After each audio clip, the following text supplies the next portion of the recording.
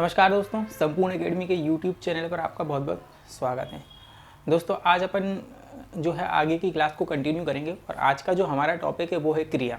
क्या है क्रिया? आज हमें क्रिया पढ़नी है और क्रिया में एक बहुत ही इम्पोर्टेंट दो चीज़ हैं, एक होती है सकर्मक क्रिया और एक होती है अकर्मक क्रिया। हम वो दोनों ही पढ़ेंगे और ये बेहद इम्पोर्टेंट जो है आपका टॉपिक है सकर्मक क्रिया और अकर्मक क्रिया। और इस टॉपिक को समझने के लिए है ना, इस टॉपिक को समझने के लिए थोड़ा सा दिमाग आपको खोल के रखना पड़ेगा, है ना। मेरा कहने का मतलब है, अब ये मत करना कि दिमाग अपना ऊपर से निकालो और खोल कर आप टेबल पर रख दो, ऐसा नहीं करना है। मेरा आपसे सिर्फ ये निवेदन है कि जो भी चीज़ अपन सीख रहे हैं उसको बिल्कुल फुल कॉन्सेंट्रेट के हिसाब से सीखें। ये जो सकर्मक और अकर्मक क्रिया है ना, ये एग्ज़ाम की दृष्टि से बेहद इम्पोर्टेंट तो है, लेकिन इसको समझना थोड़ा सा डिफ़िकल्ट है।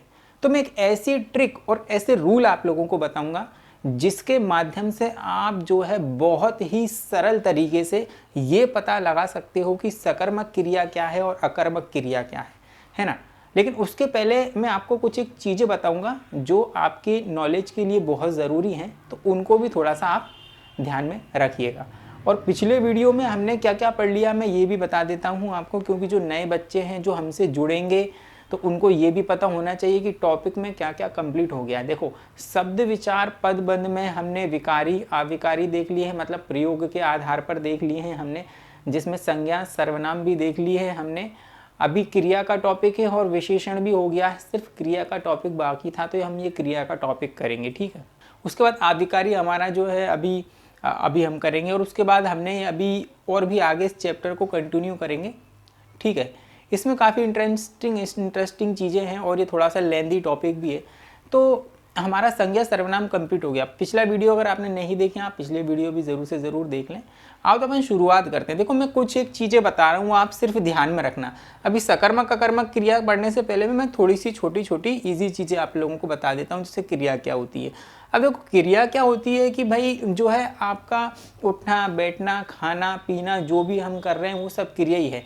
नॉर्मली मैं आपको सिर्फ आपकी भाषा में समझाने की कोशिश कर रहा हूँ। क्रिया की मतलब कि जो है खाना पीना उठना बैठना जो भी हम कर रहे हैं वो सब क्रिया ही है ना। अब एक चीज़ आपको ये समझना है, क्रिया के अंतर्गत एक होती है आपकी धातु, है ना, एक होती है यौगिक धातु।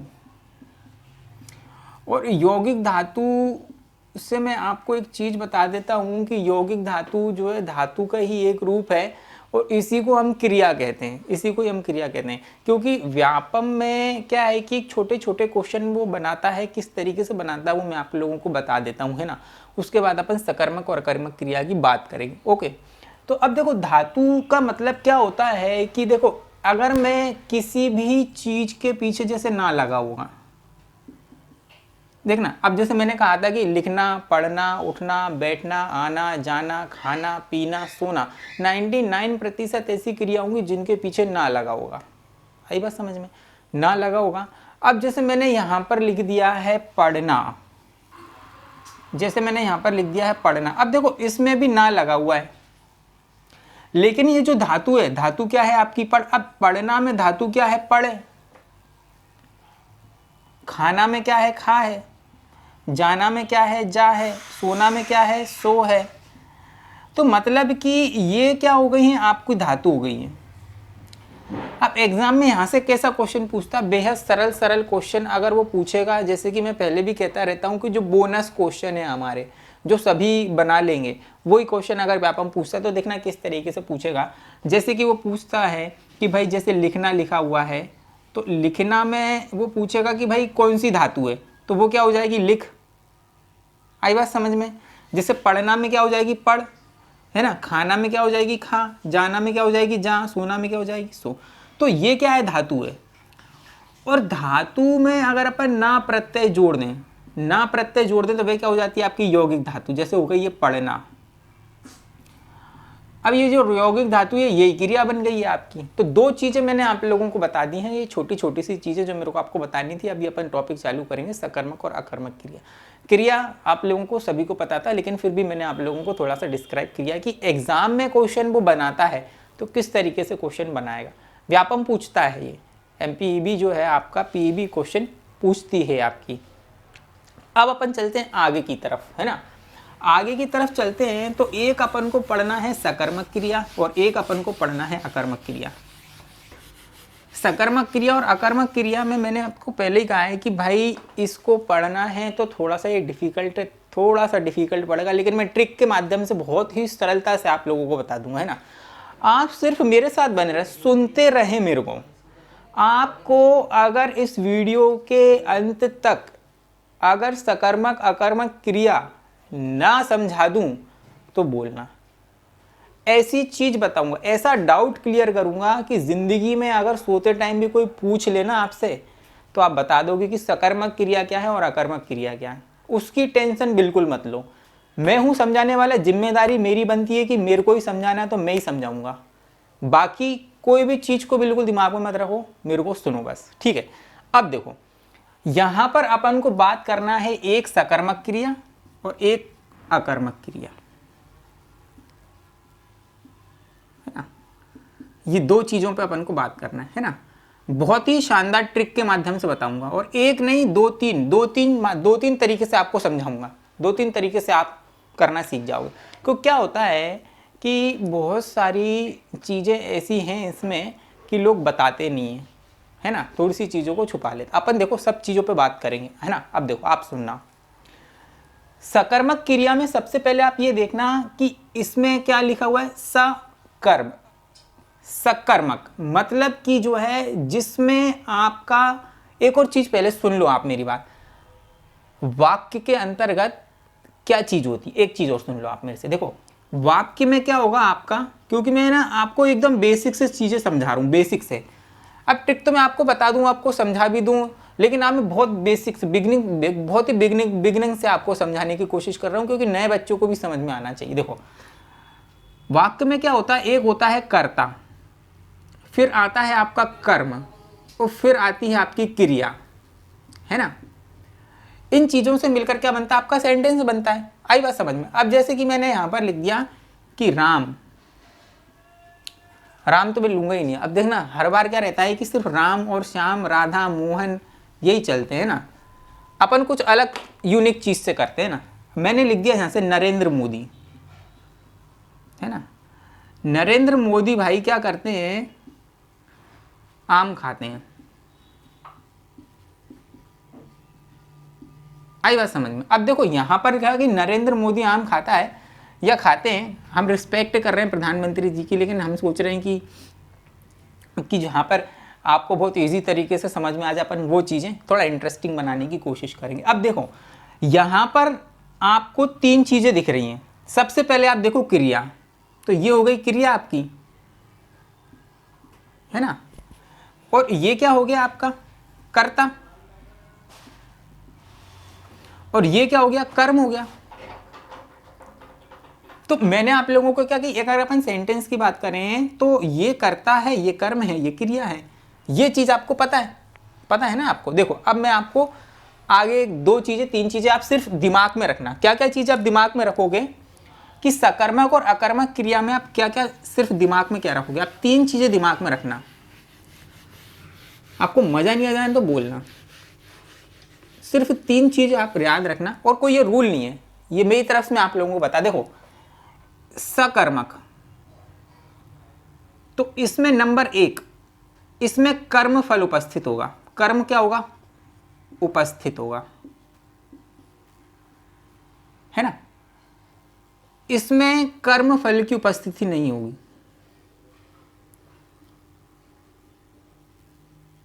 है ना। अभी चीजों समझ लेना। अब इसमें अगर कर्म फल होगा भी ना, तो अपन देखेंगे कि वो किस तरीके से आपको कंफ्यूज करने की कोशिश करेगा, है ना। मैं आपको सभी चीजें सिखाऊंगा, सिर्फ 2-3 चीजें आप रखना। अब इसमें क्या होगा कि जो प्रभाव है आपका, प्रभाव जो है आपका वो किस पे पड़ेगा, आपका जो है सकर्मक क्रिया के अंतर्गत कर्म पर पड़ेगा, और अकर्मक क्रिया के अंतर्गत किस पर पड़ेगा, कर्ता पर पड़ेगा। अब तो देखते चलो बस, ये जो आपको ये जो चीज़ें बता रहा हूँ ये बहुत ही सिंपल तरीके से समझाने की कोशिश कर रहा हूँ ना मैं आपको, अभी मज़ा आ जाएगा आपको। देखो नंबर 3, अगर कोई सेंटेंस में आप कंफ्यूज होते हो कि आप इसमें ये नहीं पता लगा पा रहे हो कि ये सकर्मक क्रिया है या अकर्मक क्रिया है, तो हमें क्या करना है कि हमें क्रिया के आगे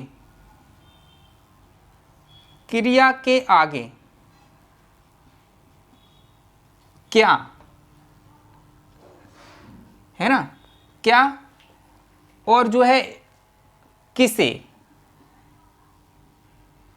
क्या और किसे, आई बात समझ।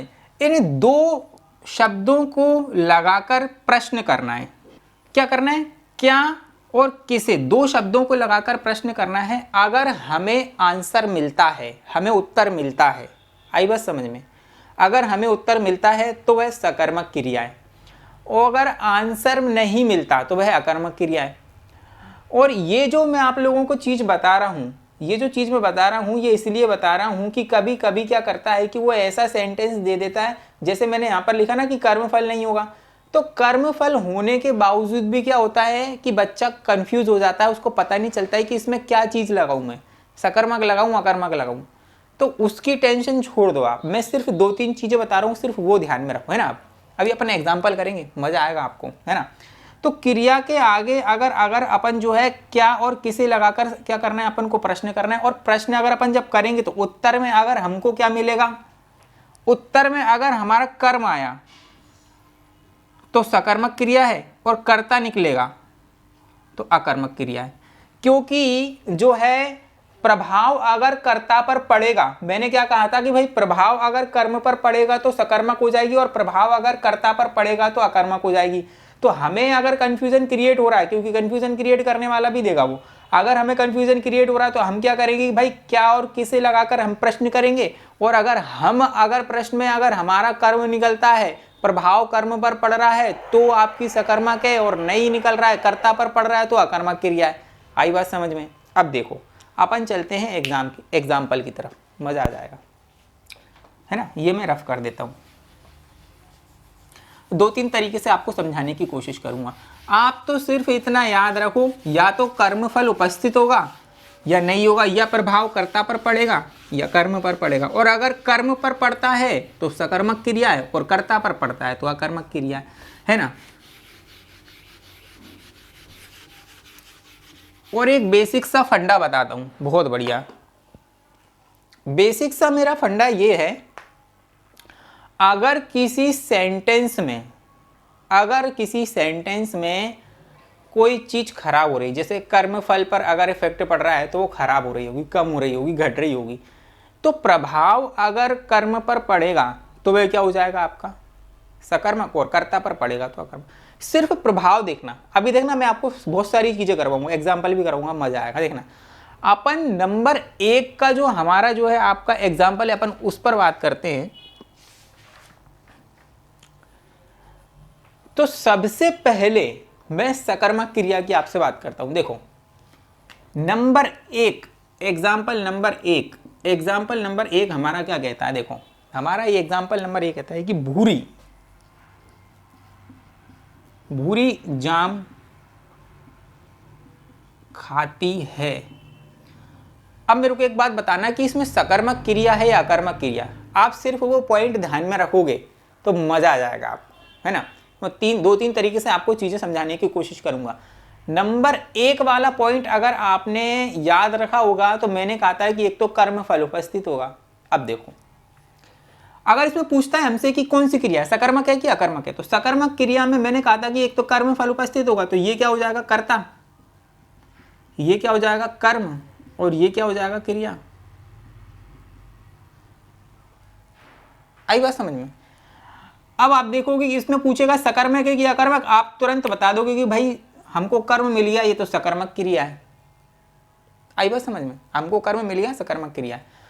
अब आप मेरे से ये बोलोगे कि सर इसमें प्रभाव कहां से पड़ रहा है, कर्ता पर पड़ रहा है कि कर्म पर पड़ रहा है, हमको क्या पता। अब आप ये बात समझ लो कि अगर भूरी जाम खाएगी, अगर भूरी जाम खाती है तो जाम क्या होगा, खत्म हो जाएगा। धीरे धीरे खाएगी तो खत्म हो जाएगा, घटेगा, खत्म हो जाएगा, खाती रहेगी, खत्म हो जाएगा। तो प्रभाव किस पर पड़ रहा है? कर्म पर पड़ रहा है ना भाई। मैं क्या बोल रहा हूं कि प्रभाव कर्म पर पड़ेगा, और तो क्या हो जाएगा आपका, सकर्मक क्रिया हो जाएगी। कर्म फल उपस्थित होगा तो सकर्मक क्रिया हो जाएगी। आई बात समझ में? आई कि नहीं आई समझ में, है ना? अब देखो, इस वाले क्वेश्चन में हमको क्या और कौन करने की, प्रश्न करने की कोई जरूरत नहीं है, क्योंकि ये सिंपल चीज है, सिंपल चीज है ना। अब देखो, मैं दूसरा एग्जांपल आपको बताता हूं, ठीक है? जैसे नंबर 2, पक्षी उड़ रहे हैं, है ना, पक्षी उड़ रहे हैं। अब इसमें मेरे को बताओ कि इसमें सकर्मक क्रिया है या अकर्मक क्रिया है? क्या है इसमें, सकर्मक है कि अकर्मक है? सकर्मक है या अकर्मक है, मैं पूछ रहा हूं आपसे। अब देखो, आपको बहुत शानदार चीज बात समझ में आ जाएगी। जो मैंने कहा था कि आपको ये पता लगाना है कि एक तो इसमें जो है प्रभाव किस पर पड़ रहा है। अब देखो, प्रभाव किस पर पड़ रहा है। पक्षी क्या हो गए, कर्ता हो गए। उड़ना क्या हो गया आपका, कर्म हो गया। और ये क्या हो गई, आपकी क्रिया हो गई, है ना? तो अब देखो भाई, इसमें प्रभाव किस पर पड़ रहा है, किस पर प्रभाव पड़ रहा है? अगर पक्षी उड़ रहा है तो उड़ने पर कोई प्रभाव पड़ रहा है, पड़ रहा है कोई प्रभाव? अरे कर्म पर कोई प्रभाव पड़ रहा है? नहीं पड़ रहा ना। अगर पक्षी उड़ रहा है तो उड़ते उड़ते उड़ते वो थक जाएगा, प्रभाव पड़ रहा है उस पर, थकेगा ना, और थक कर बैठ जाएगा। तो प्रभाव किस पर पड़ा भाई, कर्ता पर पड़ा। और जब भी मैंने कहा था कि प्रभाव अगर जो है आपका कर्ता पर पड़ेगा तो हमें क्या करना है, अकर्मक क्रिया में लगाना है। और अगर जो है प्रभाव कर्म पर जो है आपका कर्म पर पड़ेगा तो किस पर लगाना है, आपका जो है आपका सकर्मक पे लगाना है। अब यहाँ पर कर्म ये था भाई, कर्म ये था, तो अब आपको पता हुआ कि भाई ये जाम खा रही है, जाम खाने के बाद खत्म हो जाएगा। भाई कोई चीज खराब हो रही है ना, कम हो रही है, प्रभाव पड़ रहा है, तो जिस पर सीधा सीधा फंडा यही है कि जो चीज पर प्रभाव पड़ेगा, जैसे कर्म पर प्रभाव पड़ रहा है तो सकर्मक, और कर्ता पर पड़ रहा है तो अकर्मक। ये फंडा अगर आपके दिमाग में है तो बेहद शानदार तरीके से आप कोई आपको मतलब कि जो है कोई परेशानी नहीं आने वाली है एग्जाम में। कोई सा भी एग्जाम्पल दे दे आपको, हम इतने सारे एग्जाम्पल करेंगे। अब देखो आगे बात करते हैं। अगर इसी को वो क्या कर देगा, थोड़ा सा और बड़ा कर देगा, आपको कंफ्यूजन क्रिएट करने के लिए अब वो क्या करेगा, किस तरीके का सेंटेंस देगा, पक्षी आकाश में उड़ रहे हैं। अब भाई अगर वो आपसे बोलेगा कि पक्षी आकाश में उड़ रहे हैं तो आप ये मत समझ लेना कि भाई जो है इसमें सकर्मक क्रिया होगी। भाई मैं क्या बोल रहा हूँ, आकाश में उड़े, धरती पर उड़े, कहीं पे भी उड़े, उड़ तो पक्षी रहे ना, उड़ तो पक्षी रहे, तो प्रभाव किस पे पड़ रहा है, पक्षी पर पड़ रहा है। तो ये कंफ्यूजन क्रिएट करने वाली चीज है। ये कर्म हो गया, ये क्रिया हो गई है, और ये कर्ता हो गया है आकाश में, अधिकरण में पर ऊपर, ये क्या हो गया आपका अधिकरण हो गया। कोई दिक्कत नहीं है भाई, सब समझ में आ जाएगा, मजा आ जाएगा। देखो आगे एग्जांपल करवाता हूं, है ना।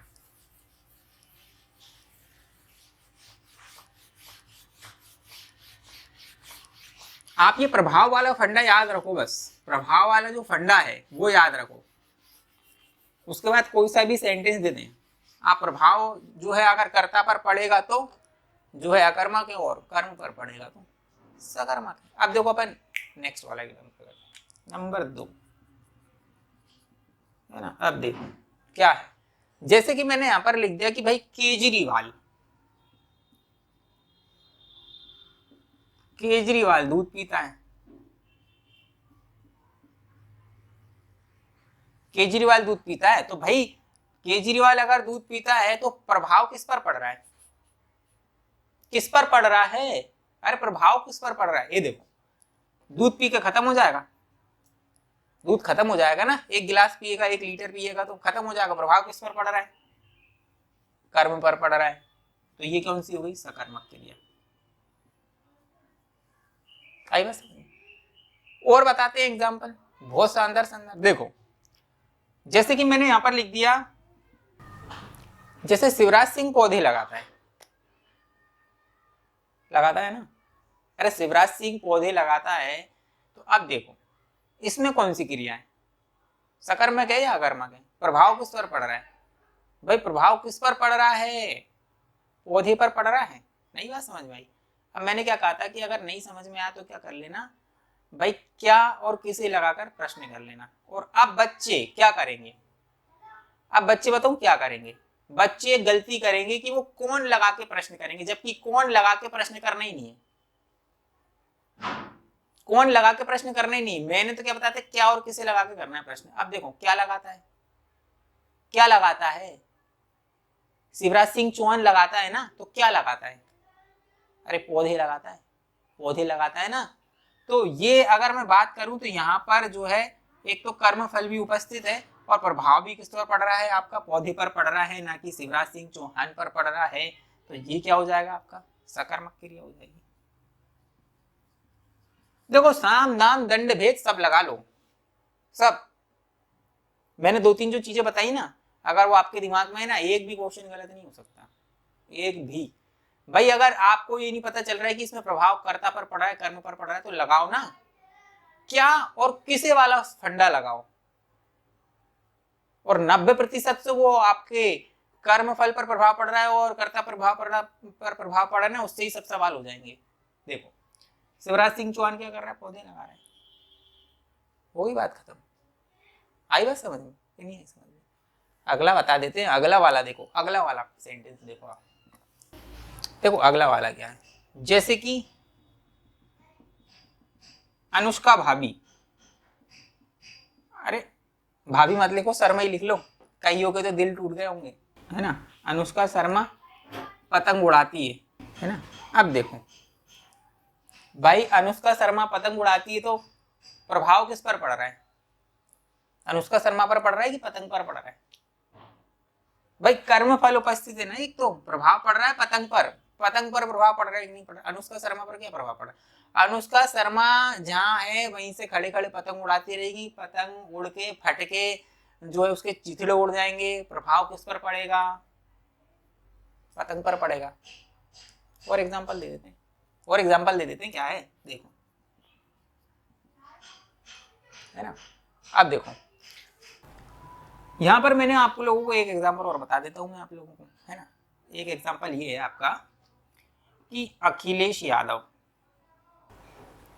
अखिलेश यादव मूर्ति बनाता है भाई। क्या बनाता है? मूर्ति बनाता है। क्या बनाता है? मूर्ति बनाता है। क्या बनाता है? मूर्ति बनाता है ना। तो प्रभाव किस पर पड़ रहा है? मूर्ति पर पड़ रहा है। कैसे पड़ रहा है? आज मैंने कोई मूर्ति बनाना चालू की, वो 2-3 दिन में बनेगी, वो तो 2-3 दिन में बन के कंप्लीट हो जाएगी, तो प्रभाव किस पर पड़ रहा है? मूर्ति पर पड़ रहा है ना, कि अखिलेश यादव पर प्रभाव पड़ रहा है? वो तो एज इट इज खड़ा रहेगा, मूर्ति बने नहीं बने वो खड़ा है, कोई प्रभाव नहीं पड़ रहा है। लेकिन फर्क किस पर पड़ रहा है? मूर्ति पर पड़ रहा है। आई बात समझ में? और हम अगर यहाँ पर तीनों तरीके से करने की अगर इसको कोशिश करें, तो एक तो प्रभाव आपका पड़ रहा है किस पर? मूर्ति पर। और नहीं समझ में आ रही तो दूसरी चीज लगा लो, क्या से क्वेश्चन कर लो। क्या से क्वेश्चन करेंगे तो क्या बना रहा है? मूर्ति बना रहा है, तो कर्म कर्म निकल कर आ रहा है, और जहां कर्म पर प्रभाव पड़ेगा, कर्म निकल कर आ रहा है, तो हमारा क्या हो जाएगा? सकर्मक क्रिया हो जाएगी। आई बात समझ? अब देखो प्रभाव जिस पर भी पड़ेगा, कर्म पर पड़ेगा तो सकर्मक है, कर्ता पर पड़ेगा तो अकर्मक है। आई बात समझ में? और प्रभाव पड़ने का मतलब ये होता है कि उसमें कोई ना कोई संशोधन हो रहा होगा, कमी हो रही होगी, घट रहा होगा, बढ़ रहा होगा, तभी प्रभाव पड़ने के कारण ये सब परिवर्तन हो रहे होंगे उसमें, इसलिए प्रभाव की बात की जाती है। मेन जो रूल है वो यही है, प्रभाव किस पर पड़ेगा। आई बात समझ में? ठीक है, अकर्मक क्रिया के अपन देखते हैं एग्जाम्पल। तीनों तरीके से बता दिए। नंबर 1 पर मैंने बताया कि कर्मफल उपस्थित होगा, ठीक है।